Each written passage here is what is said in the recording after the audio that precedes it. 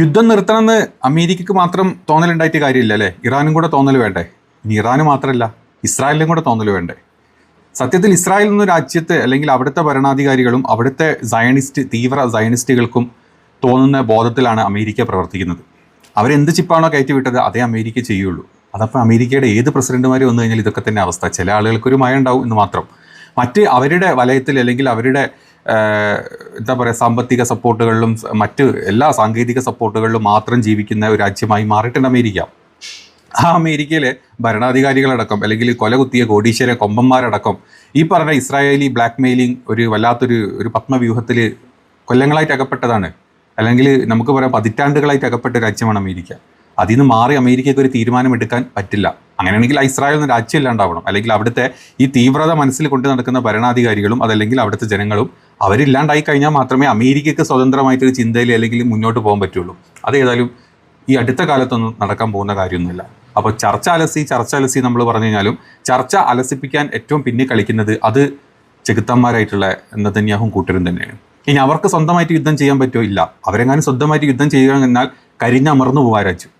നിങ്ങളൊന്ന് ആലോചിച്ച്, അമേരിക്കയുടെ സപ്പോർട്ടും ഈ ബേസുകളുടെ സപ്പോർട്ടും കാര്യങ്ങളൊന്നും ഇല്ലാണ്ടാണ് ഇസ്രായേൽ യുദ്ധം ചെയ്തിരുന്നെങ്കിൽ ഈ ഏകദേശം എന്താ പറയുക ഈ അമേരിക്കൻ ബേസുകളിലോട്ട് ഇറാൻ്റെ സൈഡിൽ നിന്ന് 12,500 മിസൈലുകളും ഡ്രോണുകളും ഈ ദിവസത്തിനിടക്ക് വീട് കഴിഞ്ഞു. അതെല്ലാം കൂടെ തിരിച്ച് അങ്ങോട്ട് പോയിരുന്നെങ്കിലോ അയൺഡോമൊക്കെ 10-15 ദിവസം മുമ്പേ തീർന്നേനെ. കംപ്ലീറ്റ്ലി തീർന്ന് സീറോ ആയേനെ. അവിടെ നിന്ന് കുരയ്ക്കുന്ന സകല നാറുകളുടെയും അണ്ണാക്കിൽ വീണാൻ ഈ പറഞ്ഞ മിസൈലുകളും ഡ്രോണുകളും. അപ്പോൾ അമേരിക്കയുടെ സപ്പോർട്ട് ഇല്ലാണ്ട് ഒരു തേങ്ങീവന്മാർക്ക് ചെയ്യാൻ പറ്റൂല എന്ന് ഉറപ്പുള്ളത് കൊണ്ട് തന്നെ അമേരിക്കനെ പേടിപ്പിച്ച് അല്ലെങ്കിൽ അമേരിക്കയ്ക്ക് വലിയ വലിയ ഓഫറുകൾ കൊടുത്ത് അതല്ലെങ്കിൽ അമേരിക്കൻ ഭരണാധികാരികളെ പലതരത്തിലുള്ള ബ്ലാക്ക് മെയിലിംഗ് തന്ത്രങ്ങൾ വെച്ചിട്ട് എപ്സ്റ്റീൻ ഫയലൊക്കെ അതിൻ്റെ ഒരു ഭാഗമാണെന്ന് വെച്ചിട്ട് ഇങ്ങനെ യുദ്ധം മുന്നോട്ട് കൊണ്ടുപോവുക, വിചാരണക്ക് വരാണ്ടിരിക്കുക, അല്ലെങ്കിൽ വിശാല ഇസ്രായേൽ ഉണ്ടാക്കുക, അല്ലെങ്കിൽ ഒരു ഫ്യൂച്ചർ പ്ലാനിൻ്റെ ഭാഗമായിട്ടാണ് ഈ യുദ്ധം നടന്നുകൊണ്ടിരിക്കുന്നത്. ഏതാണെങ്കിലും നമ്മൾ രാവിലെ പുലർച്ചെ നമ്മളൊരു വീഡിയോ ചെയ്തിരുന്നു. 14 മണിക്കൂർ നീണ്ട ചർച്ചയുടെ വിഷയങ്ങളുമായിട്ട് അതിലെ 4ാം റൗണ്ട് ചർച്ച നടക്കുമെന്ന് വിചാരിച്ചു. ആ ചർച്ച നടന്നതുപോലുമില്ല. 21 മണിക്കൂറോളം പിന്നെ അത് എക്സ്റ്റെൻഡ് ചെയ്തു എന്നല്ലാണ്ട് എവിടെ എത്താണ്ട് JD വാൻസും കൂട്ടരും വന്ന വഴി ആലി അരീക്കോട്ട് പോലെ എന്ന് പറയും നമ്മുടെ നാട്ടിലൊക്കെ, അതുപോലെ അവിടെ പോയി തിരിച്ചു പോരുകയും ചെയ്തിട്ടുണ്ട്. ഒന്നും ചെയ്യാൻ പറ്റിയിട്ടില്ല. തിരിച്ച് ഇറാനും ഇനി ഞങ്ങൾക്കൊന്നും ചെയ്യാനില്ല, ഞങ്ങളുടെ കാര്യങ്ങൾ പറഞ്ഞിട്ടുണ്ട്, അത് വ്യക്തമായിട്ടുണ്ട്. ഇറാൻ 10 കാര്യങ്ങൾ പറഞ്ഞത് ഇറാൻ വീട് അങ്ങോട്ടും ഇങ്ങോട്ടും മാറിയിട്ടില്ല. അത് അമേരിക്ക വേണമെങ്കിൽ മാറിക്കോട്ടെ എന്നേ ഉള്ളൂ. കാരണം അമേരിക്ക യുദ്ധം തുടങ്ങി, അമേരിക്ക സീസ് ഫയർ പ്രഖ്യാപിച്ച് അമേരിക്ക അങ്ങോട്ട് ചെന്നിട്ട് വെട്ടി നിർത്തണമെന്ന് പറഞ്ഞു വന്ന ഒരു രാജ്യം ഉണ്ടെങ്കിൽ പിന്നെ ഞങ്ങൾ അങ്ങോട്ട് വന്ന് ചൊറഞ്ഞതല്ലല്ലോ, നിങ്ങൾ സ്വയം ചൊറഞ്ഞതല്ലേ, ഞങ്ങൾ ചെറുതായിട്ടൊന്ന് മാന്തി. ഈ മാന്തലിൻ്റെ ഇടയ്ക്ക് ഞങ്ങൾക്ക് എന്തൊക്കെ ബുദ്ധിമുട്ടുകളും ഞങ്ങളുടെ നേതാക്കൾ നഷ്ടപ്പെട്ടിട്ടുണ്ടെങ്കിലും ഞങ്ങളുടെ രാജ്യത്തിൻ്റെ സമ്പത്ത് ഒരുപാട് നഷ്ടപ്പെട്ടിട്ടുണ്ടെങ്കിലും ഞങ്ങളുടെ കയ്യിലുള്ള മിസൈലുകൾക്കൊന്നും ഒരു കുറവില്ല, ഞങ്ങളുടെ കയ്യിൽ ഡ്രോണുകൾക്കൊരു കുറവില്ല. ഞങ്ങൾ അടിച്ചുകൊണ്ടിരിക്കും, നിൻ്റെ കണ്ണാക്കിൽ പൊട്ടിക്കും. അത് ഉറപ്പുള്ളത് കൊണ്ട് തന്നെ ഇറാൻ മുട്ടുമടക്കുന്ന ഒരു ലക്ഷണവും നമ്മൾ കണ്ടിട്ടില്ല. അതാണ് ഇവിടെ നടന്നിട്ടുള്ളത്.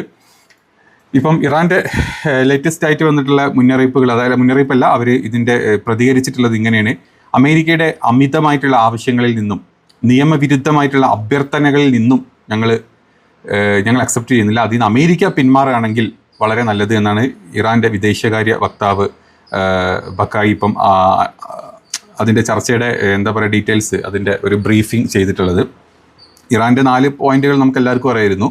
അതായത് ഹോർമോസ് കടലിടുക്കിൻ്റെ നിയന്ത്രണം, യുദ്ധ പരിഹാരം, മരവിപ്പിച്ച ആസ്തികൾ വിട്ടു നൽകുക, ലെബനനിലോട്ടുള്ള വെടിനിർത്തൽ പൂർണ്ണമായും നിർത്തുക. ഇതൊന്നും എവിടെ എത്തിയിട്ടില്ല. ചർച്ച തുടങ്ങുമ്പോൾ ചെയ്യുക എന്നും പറഞ്ഞ് നോർമൽ ആസ് യൂഷ്വൽ ചതിയന്മാരുടെ തനി കോണം, സായിപ്പിൻ്റെ കോണം കാണിച്ചു, അതവിടെ കാണിച്ചു. ഈ സമയത്തും നിരന്തരമായിട്ട് ഇവരുടെ ഒരു കമ്മ്യൂണിക്കേഷൻ, അമേരിക്കയുടെ കമ്മ്യൂണിക്കേഷൻ ഉണ്ടായിരുന്നത് ട്രംപുമായിട്ടും അതല്ലെങ്കിൽ നെതന്യാഹുമായിട്ടാണ്. എങ്ങനെയെങ്കിലും യുദ്ധം നിർത്താണ്ടിരിക്കാൻ വേണ്ടി നെതന്യാഹു അവിടെ മാക്സിമം ലെബനോനിൽ ബോംബ് ഇട്ടുകൊണ്ടേയിരുന്നു. ഇപ്പോൾ പേരും പറഞ്ഞ് ഇറാൻ എന്തായാലും നിൽക്കില്ല, അപ്പോൾ അതവിടെ ഇട്ടുകൊണ്ടിരുന്നു. ഇപ്പുറത്ത് അമേരിക്കൻ പ്രസിഡന്റ് ആണെങ്കിലോ അയാളുടെ ചെന്നി മൂത്ത വർത്താനം അപ്പുറത്തുകൂടെ പറഞ്ഞുകൊണ്ട് നിന്നു. അതിൻ്റെ ഇടയിൽ കൂടെ കപ്പൽ വിട്ട് ഹോർമോസ് അങ്ങോട്ട് പിടിച്ചടക്കാമെന്ന് വിചാരിച്ചു. ആ വന്ന കപ്പൽ മൂട്ടിൽ വെട്ടിക്കൊണ്ട് തിരിച്ചു ഓടുകയും ചെയ്തു. ഇതൊക്കെ നമ്മൾ കണ്ടു. ഏതാണെങ്കിലും ആ നയതന്ത്ര തടസ്സങ്ങൾ നമ്മൾ മുമ്പിൽ വ്യക്തമായിട്ട് കാണുന്നുണ്ടായി. അമേരിക്കയ്ക്ക് മുൻപ് നൽകിയ വാഗ്ദാനങ്ങൾ ലംഘിച്ചതായിട്ടും ഇസ്രായേൽ ക്രൂരമായിട്ടുള്ള കുറ്റകൃത്യങ്ങൾ ചെയ്യുന്നതായിട്ടും ഞങ്ങൾ കണ്ടെത്തിയിട്ടുണ്ട്, അതായത് ഇറാൻ കണ്ടെത്തിയിട്ടുണ്ട്. ഇത് ചർച്ചകളിൽ വലിയ അവിശ്വാസത്തിന് കാരണമാകേണ്ടായിട്ടുള്ളത്. അതുകൊണ്ട് തന്നെ ഈ ചർച്ച മുന്നോട്ട് പോകുന്നതിൽ ഞങ്ങൾക്ക് താല്പര്യമില്ല എന്നാണ് ഇവരുടെ വാദം. ഇനി അമേരിക്ക പറഞ്ഞിട്ടുള്ളത് ഇറാൻ്റെ ഭാഗത്തു നിന്നും ആണവായുധങ്ങൾ നിർമ്മിക്കില്ല എന്ന കാര്യത്തിൽ ദീർഘകാലത്തേക്കുള്ള ഉറപ്പാണ് തങ്ങൾ ആഗ്രഹിക്കുന്നത്. അവർ ഉണ്ടാക്കാണ്ടിരുന്നു കഴിഞ്ഞാൽ മാത്രമേ ഇറാനും ഇസ്രായേലിനും അമേരിക്കയ്ക്കും ഇറാനിൽ വന്നിട്ട് ഏതെങ്കിലുമൊക്കെ ആണവായുധങ്ങളിട്ട് ആ രാജ്യത്തിന് ഇല്ലാണ്ടാക്കാൻ പറ്റുള്ളൂ. അതല്ല, അവരുടെ കയ്യിൽ സാധനം ഉള്ളിടത്തോളം കാലം ഞങ്ങൾക്ക് പേടി തന്നെയാണ്, അവരത് ഉണ്ടാക്കാൻ നിൽക്കരുത്. അതായത് ഞങ്ങൾക്ക് പേടിയാണ്, അമേരിക്കയ്ക്കും ഇസ്രായേലിനും പേടിയാണ് ഇറാന്. ആ പേടിയുള്ളത് ഈ പറഞ്ഞ ആണവ അല്ലെങ്കിൽ യുറേനിയം കയ്യിലുള്ളത് കൊണ്ടും അവരുടെ കയ്യിൽ മിസൈലുകൾ ഉള്ളത് കൊണ്ടും ഈ ഹോർമോസിന്റെ കീ ഇപ്പം ഇറാന്റെ കയ്യിലായതുകൊണ്ടും മാത്രം. ഈ സംഭവങ്ങൾ നിങ്ങൾ നിർത്തിക്കോ, അപ്പം ഞങ്ങളുടെ പേടി മാറും, ഞങ്ങൾ എന്നിട്ട് നിങ്ങളെ ഒന്നാം കൊന്നു തീർക്കും, അതോടുകൂടി ഞങ്ങൾ തന്നെ വീണ്ടും ലോകം ഭരിക്കും. ഇറാൻ സിമ്പിളായിട്ട് വേണ്ട, ഞങ്ങൾക്ക് ആ പേടിയൊന്നുമില്ല. ഞങ്ങൾ യുദ്ധം വന്ന് ഞങ്ങൾ മൊത്തത്തിൽ അങ്ങ് മരിച്ചു കഴിഞ്ഞാൽ, ഞങ്ങളുടെ ആളുകൾ മൊത്തത്തിൽ ഇല്ലാണ്ടായി കഴിഞ്ഞാലും ഞങ്ങൾക്ക് കുഴപ്പമില്ല, ഞങ്ങൾ യുദ്ധം ചെയ്യും. ഇതൊന്നും കാണാണ്ട് ഇതൊന്നും മനസ്സിലാക്കാണ്ട് കുറേ എണ്ണം മന്ദ്യം തിന്ന് അവിടെ ചവച്ചോണ്ടിരിക്കുന്നുണ്ട്. ഇത് ഗൾഫ് രാജ്യങ്ങൾ. കഷ്ടം. എന്താണെങ്കിലും ഈ പറഞ്ഞ ഇത്രയും വലിയ ചർച്ച പരാജയപ്പെട്ടു, യുദ്ധം പരാജയപ്പെട്ടുകൊണ്ടിരിക്കുന്ന അമേരിക്കയുടെ ചെന്നി പ്രസിഡന്റിന് ഇതൊന്നും വിഷയമേ ഇല്ല. നമ്മൾ ജയിച്ചു കഴിഞ്ഞു. ചർച്ചകളിൽ കരാർ ഉണ്ടായാലും ഇല്ലെങ്കിലും അമേരിക്ക ജയിച്ചിട്ടുണ്ട്. ട്രംപിൻ്റെ നിലപാട് എന്നല്ല, ഈ ചെന്നി അപ്പൂപ്പൻ്റെ നിലപാട് എന്ന് വേണമെങ്കിൽ പറയാം. അല്ലെങ്കിൽ ഈ എന്താ പറയുക, ചെന്നിക്കളവൻ്റെ നിലപാട് അതാണ്. ഇനി ഈ ട്രംപ് എന്നൊന്നും പറയുന്ന ഒരു അർത്ഥമില്ല. ചെന്നിക്കളവൻ പറഞ്ഞതാണ് ഇറാൻ്റെ സൈന്യത്തെ ഞങ്ങൾ പൂർണ്ണമായി പരാജയപ്പെടുത്തി, എന്നിട്ടും ഞങ്ങൾ അങ്ങോട്ട് ഇറാൻ്റെ കാല് പിടിച്ച് ചർച്ചയ്ക്ക് തയ്യാറായി. ഇനി ഞങ്ങൾ ചർച്ച ഉണ്ടായാലും ഇല്ലെങ്കിലും അല്ലെങ്കിൽ ചർച്ച പരാജയപ്പെട്ടാലും ഇല്ലെങ്കിലും ഞങ്ങൾ ജയിച്ചു. ഏതായാലും ഒരു ചെന്നിക്കളവൻ്റെ ഒരു ആഗ്രഹമല്ലേ, നിങ്ങൾ അങ്ങ് വിട്ടുകൊടുത്തേക്ക്, നമ്മൾ മിണ്ടണ്ട. ആരും ഇപ്പം എല്ലാവരും അങ്ങനെ ലോകരാജ്യങ്ങൾ ഇവർ അങ്ങനെ എടുക്കുന്നുണ്ട്. അതിൻ്റെ അപ്പുറത്തോട്ടൊന്നും ലോകരാജ്യങ്ങൾ ഒരു രീതിയിൽ ചിന്തിക്കുന്നില്ല. ഈ ചെന്നി എന്തെങ്കിലും സംസാരിച്ചോട്ടെ എന്ന് മാത്രമേ ചിന്തകളുള്ളൂ. പക്ഷേ ഇന്നലത്തെ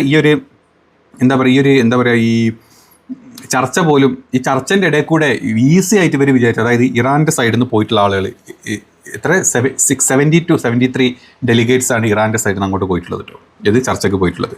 ആ പോയ ആളുകൾ നമുക്ക് എല്ലാവർക്കും വരാം, അത് ഇന്നലെ തന്നെ വന്നിട്ടുണ്ട്. ഈ പോയ ആളുകളുടെ അവരുടെ ക്വാളിഫിക്കേഷൻ ബേസിക്കായിട്ട് നമ്മൾ എടുക്കുക. ഇവർക്ക് അമേരിക്ക എന്നുള്ള പേര് മാത്രമേ ഉള്ളൂ, ലോക ഗുണ്ടകളുടെ പേര് മാത്രമേ ഉള്ളൂ. പക്ഷേ പോയ ആളുകൾ ഇറാൻ്റെ ഈ ചർച്ചനെ അതായത് മുന്നിൽ കണ്ടിട്ട് ചർച്ചനെ പോയ 4 ആളുകളാണ് നമ്മൾ ഈ കാണുന്ന ആളുകൾ. ഇവരുടെ ഒരു ക്വാളിഫിക്കേഷൻ അല്ലെങ്കിൽ ഇവരുടെ ക്വാളിഫിക്കേഷൻ റേഞ്ച് നിങ്ങളൊന്ന് നോക്കിക്കുക.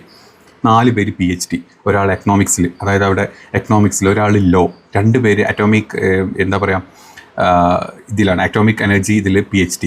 അതായത് അവരുടെ ആ എത്ര വലിയ സ്കോളേഴ്സാണ് അവർ നോക്കണം. ഈ ആളുകളാണ് ഇറാൻ്റെ സൈഡിൽ നിന്ന് പോയിട്ടുള്ളത്. അമേരിക്കയുടെ സൈഡിൽ നിന്ന് വന്നിട്ടുള്ളതാണ് അമേരിക്കയുടെ JD വാൻസ്, ഒരു ഫെയിൽഡ് ഓതറാണ് അയാൾ. പിന്നെ വന്നിട്ടുള്ളതാണ് ട്രംപിൻ്റെ സണ്ണിലോ, വെറുതെ പെണ്ണും പിടിച്ച് നടന്ന ഒരുത്തൻ.